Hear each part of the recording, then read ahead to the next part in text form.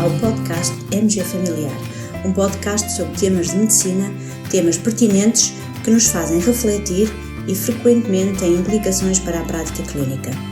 E damos as boas-vindas ao nosso anfitrião, Professor Dr. Carlos Martins. Olá a todos. Neste episódio do nosso podcast MG Familiar vamos falar sobre homeopatia. E começo desde já por tentar responder a esta pergunta: o que é a homeopatia? Em que é que consistem os tratamentos homeopáticos? Antes de mais, convém esclarecer que a homeopatia, no fundo, não dispõe de qualquer fundamentação científica, nem de um mecanismo biológico plausível que explique o seu funcionamento e a eficácia das suas soluções terapêuticas. Os medicamentos homeopáticos são desenvolvidos a partir da descoberta de um determinado agente causal, ou seja, descobre-se uma substância que provoca determinado sintoma, por exemplo, que provoca dor de cabeça, que provoca náuseas, e depois é usada uma gota dessa substância, que é diluída em 100 gotas de água, tipicamente por 30 diluições sequenciais, resultando numa solução de 1:10. Ou seja, na prática, no produto final desta solução, já praticamente não existe qualquer princípio ativo da substância inicial que permaneça. No fundo, após tanta diluição, já quase não existe princípio ativo. Os homeopatas, contudo, afirmam que a água tem memória para o princípio ativo. E é essa memória que vai, no fundo, garantir a eficácia do tratamento final. Depois, uma gota dessa água é colocada num recipiente com comprimidos de lactose e os homeopatas afirmam que os comprimidos recebem e transmitem as qualidades previamente memorizadas pela água. Entre cada diluição, os homeopatas afirmam que o frasco deve ser batido firmemente contra uma superfície de couro sobreposta em pelo de crina de cavalo, a fim, este ato, de fortalecer essa água. Pois é, agora que sabe como são produzidos os comprimidos dos tratamentos homeopáticos, também fica a saber que um comprimido homeopático não passa de um comprimido de lactose, que levou umas pancadas contra um pedaço de couro. Enfim. Vem este tema a propósito de um artigo que publicamos no nosso editorial blog, em que abordamos os resultados de uma investigação levada a cabo por Ben Goldrake e seus colaboradores. Aliás, é do artigo original que nós retiramos também esta explicação sobre o que é a homeopatia. Este estudo, agora publicado por Ben Goldrake e seus colaboradores, é muito pertinente. Trata-se de um estudo transversal em que se tenta responder à seguinte questão: está a prescrição de tratamentos homeopáticos, no contexto de cuidados de saúde primários ingleses, associada à má qualidade de prescrição terapêutica?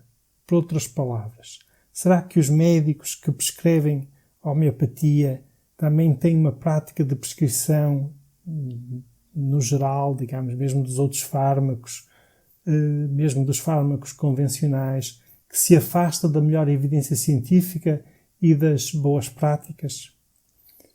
Para responder a esta questão, a equipa de Ben Goldrake incluiu um total de 7.618 unidades de saúde, dos cuidados de saúde primários do Serviço Nacional de Saúde inglês. Consultou as bases de dados de prescrição dessas unidades de saúde e identificou 644 unidades de saúde que, num período de 6 meses, tinham prescrito tratamentos homeopáticos. Ou seja, na verdade, é positivo que apenas uma pequena proporção das unidades de saúde do sistema de saúde inglês prescreveram medicamentos homeopáticos. E aquelas que o fizeram, até fizeram em geral em pequenas quantidades. Mesmo assim, foram identificadas ainda 644 unidades de saúde que tinham prescrito tratamentos homeopáticos naquele período de 6 meses. Depois, os investigadores foram comparar 4 indicadores de qualidade de prescrição terapêutica e ainda 2 indicadores de qualidade de desempenho, estes que não se relacionavam com a prescrição de medicamentos, entre o grupo de unidades prescritoras de homeopatia, as 644 unidades de saúde, e as restantes 6.974 unidades de saúde que não tinham prescrito homeopatia. Os resultados demonstram que a prescrição de homeopatia está associada a um pior desempenho nos 4 indicadores de prescrição terapêutica. Também se observou um efeito de proporcionalidade entre os prescritores de homeopatia, ou seja, quanto mais frequente a prescrição de homeopatia, pior a qualidade de prescrição terapêutica. No fundo, os profissionais de saúde que prescrevem homeopatia tendem a praticar uma medicina menos fundamentada na evidência científica mais distante das boas práticas. Caso para dizer que, no fundo, um mal nunca vem só, ou seja, quer do ponto de vista de prescrição, da prática errada de prescrição da homeopatia, estes colegas realmente não estão a seguir as boas práticas, mas depois também não seguem as boas práticas na prescrição de medicamentos convencionais. Porquê é que este artigo é relevante? No fundo, porque enquanto médicos todos devemos zelar pela boa qualidade da medicina e zelar por uma medicina baseada na ciência. Este estudo revela como a prática da pseudociência, que é característica da homeopatia, pode, de certa forma, contagiar colegas nossos e associar-se à prática de uma medicina de pior qualidade. E digamos que, no fim da linha, os nossos pacientes serão os principais prejudicados.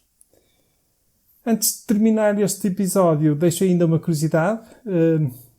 Nós publicamos um pequeno tweet do Ben Goldrake em que ele revela sobre este artigo, agora publicado no Journal of the Royal Society of Medicine, e ele revela que este artigo tinha sido proposto para a edição especial de Natal do British Medical Journal, mas havia sido recusado, supostamente com o argumento de que não seria um artigo suficientemente engraçado para entrar nessa edição. É uma mera curiosidade, mas que achamos interessante partilhar convosco.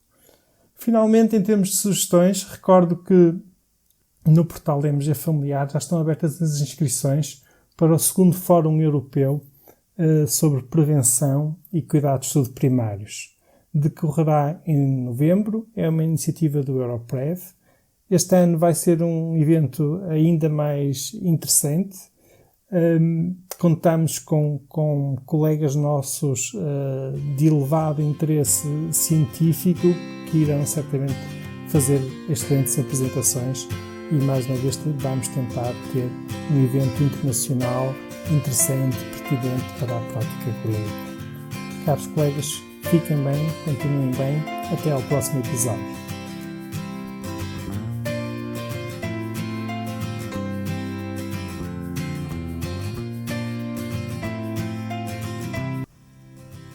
E terminamos assim esta edição do podcast MG Familiar. Muito obrigada por nos ouvir. Se desejar completar a sua leitura, muitos dos conteúdos abordados neste podcast estão disponíveis em www.mgfamiliar.net. Até à próxima!